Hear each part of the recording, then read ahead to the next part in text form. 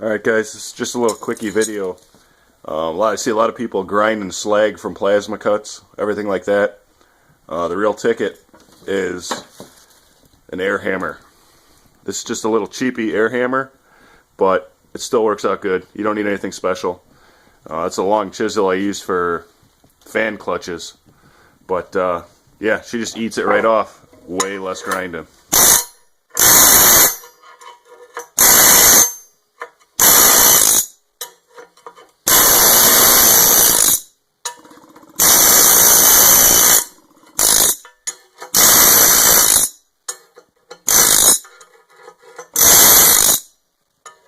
There you go. Way less mess, way less headache. Buzz it right off. Hope that helps. Later.